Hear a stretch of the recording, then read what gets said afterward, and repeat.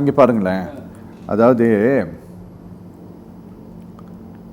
தனக்கு பதவி இல்லை அப்படின்னா அந்த பதவியை பெறுவதற்காக என்ன வேணாலும் செய்வார்.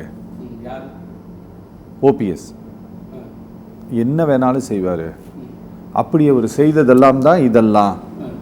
ஆட்சி எதிர்த்து ஓட்டு போட்டது, கட்சி அலுவலகத்தை அடித்து உடைத்தது, பிஜேபி கிட்ட போய் நின்று எங்களை சேர்த்து வைங்கன்னு கேட்டுக்கிட்டது, இதெல்லாம் அப்படின்ட்டு. இன்னொரு பக்கம் நீங்கள் எல்லாரும் இதெல்லாம் ஒன்று சேரணுன்ட்டு இயங்கிட்டு இருக்கிறதுல நீங்களும் கூட இருக்கிறீங்க. முன்னாடி இவங்கெல்லாம் பேசுறதெல்லாம் பார்த்தா இதெல்லாம் சேர்றதுக்கான வழியா தெரியுது அவங்களுக்கு. சேர்ந்து தான் ஆகணும். கட்சி ஜெயிக்கணும். கட்சி வந்து தமிழ்நாட்டில் வந்து இப்போது கண்ணன் சொன்ன மாதிரியும் இல்லை நடுவில் விஜயகுமார் சார் பேசுகிற மாதிரியும் இப்போ பிரச்சனை வந்து தலைவர்களுக்கான பிரச்சனை மட்டும் கிடையாது.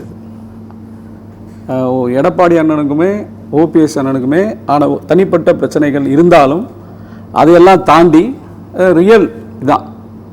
இப்போ இங்கே நம்ம உட்காந்துருக்கிறதும் சரி, ஒரு தொண்டனுடைய மனசில் ஓடுற என்ன ஓட்டமும் அதுதான். புரட்சி தலைவர் அவர்களுடைய கடின உழைப்பால் திராவிட முன்னேற்ற கழகத்தினுடைய வெளியேற்றப்பட்டது. அதில் பல கதைகளை நம்ம சொன்னாலும் 89 எடப்பாடியார் கதை, ஓபிஎஸ் கதை, அதெல்லாம் எல்லாருக்கும் தெரியும். பிரச்சனை என்ன, இதுக்கான சொல்யூஷன் என்ன பண்ணணும்? இவங்க ரெண்டு பேருடைய பிரச்சனையில் ஈகோஸை மறந்து கட்சி நல்லா இருக்கணும். 2026 ஒரு வலுவான அதிமுகவை நம்ம சந்திக்கணும்னா இவங்க ரெண்டு பேருக்குள்ளே இருக்க பிரச்சனையை, அது அண்ணன் எடப்பாடியாக இருக்கட்டும், அண்ணன் ஓபிஎஸ்ஸாக இருக்கட்டும், இதெல்லாம் பழசெல்லாம் மறந்துட்டு, எல்லாம் இந்த பக்கம் இருக்க சின்னம்மாவாக இருக்கட்டும், இவங்க எல்லாம் பழசெல்லாம் மறந்துட்டு இந்த கட்சிக்காக தியாகம் செஞ்ச அம்மா இவங்களுடைய தலைமை மீண்டும் உதயமாகணுன்றது தான் அதிமுகவில் இருக்க ஒரு தொண்டனுடைய கீழ்மட்ட தொண்டனுடைய இன்றைக்கி ரெட்டைலைக்கு ஓட்டு போடக்கூடிய ஒரு பாமரவனுடைய படித்தவனுடைய எண்ணம் அதான். இன்றைக்கி அம்மாவை ஒரு ரோல் மாடலாக நினைக்கக்கூடிய மகளிர் இன்றைக்கி கூட நான் ரோட்டில் போகும்போது பார்க்குறேன், ரொம்ப சந்தோஷமாக இருக்குது. ஒரு ஸ்கூட்டியில் பார்த்தீங்கன்னா அந்த அம்மா ரொம்ப படித்தவங்களாக இருக்காங்க. ஜெயலலிதா அம்மாவுடைய படத்தை அப்படி முன்னாடி வச்சுட்டு ஓட்டிகிட்டு போகிறாங்க. நம்ம போகும்போது கவனிக்கும்போது இன்னமும் அந்த அம்மாவுடைய மவுஸ் குறையவே இல்லை. அதிமுக ஆளணும், திமுகவுக்கு மாற்று ஒரு கட்சியாக அதிமுக தான் இருக்குன்றதுல மாற்று கருத்து கிடையாது. நடுவில் எங்களுக்கோ ஒரு சின்ன சின்ன கருத்துக்கள் மனசுக்குள்ள ஒருங்கிணைப்பு குழுவாக இருந்தாலும் அதிமுக தான். நாங்கள் ஒரு சின்ன கருத்து என்ன இருக்குன்னு கேட்டிங்கன்னா, மத்தியசம் பண்ணுறதுல அவர் சொன்னார் பிஜேபி அதை ஏற்றுக்க கூடாதா அப்படின்னு கேட்டிங்கன்னா, உதய் மின் திட்டம் 2016 அம்மா இறந்ததுக்கு அப்புறமா 17, 18 உதய் மின் திட்டத்துக்கு யார் கையெழுத்து போட்டது? கான்செப்ட் வந்து அப்பயே பிஜேபியோட உங்களுடைய நல்ல ஒரு ஒத்துழைப்பு இருக்குது. அதுக்கு உதய் மின் திட்டத்துக்கு எடப்பாடியாரும் கையெழுத்து போகிறார், தங்கமணி அண்ணன் மினிஸ்டராக இருக்கார். எல்லாருக்கும் தேவைப்படும் போது மத்திய அரசை பயன்படுத்துகிறாங்க.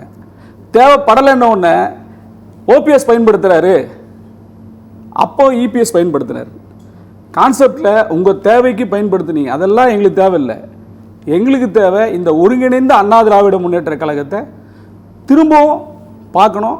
அதில் கட்சிக்குள்ளே நடந்த எல்லாத்தையும் கட்சி ஆஃபீஸை உடைச்சது, அடித்தது, இதெல்லாம் ஒரு டைமிங்கில் நடந்து முடிஞ்சிடுச்சு.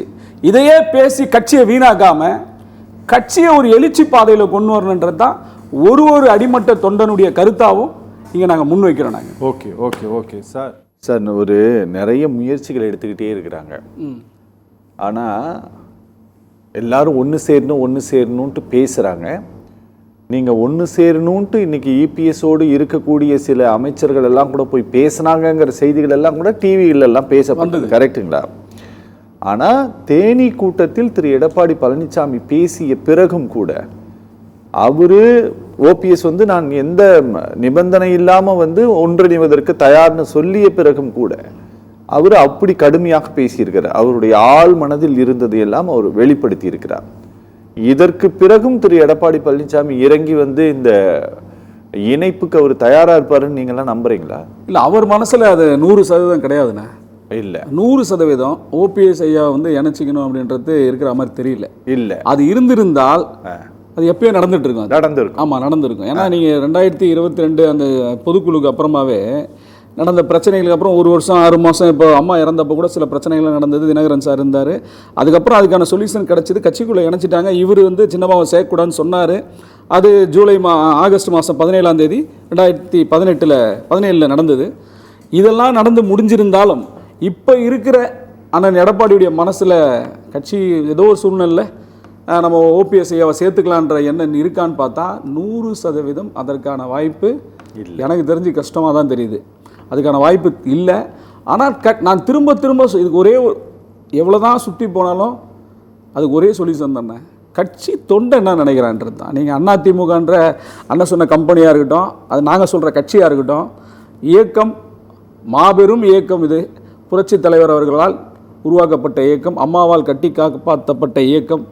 இந்த இயக்கம் வலிமை பெற்று 100 ஆண்டு காலம் இருக்கணும்னா இருக்கிற ஈகோஸ் எல்லாம் எடுத்து போட்டு மக்கள் நினைக்கிறது அதுதான். 100% உண்மைனா இது மாற்றவே முடியாது. 100% கட்சி ஒன்றிணைந்தால், தலைவர்களுக்குள்ள இருக்கக்கூடிய அந்த கருத்து வேறுபாடுகளை கலைந்து ஒன்றிணைந்தால் 2026 அதிமுகவின் ஆட்சி மலரும். திமுகவுக்கு இல்லாட்டி வழி கொடுக்குற மாதிரி ஒரு சூழ்நிலை உருவாக்கி தர்றது இதுக்கு அதிமுகவுடைய தலைவர்கள் தான் காரணம். Okay okay okay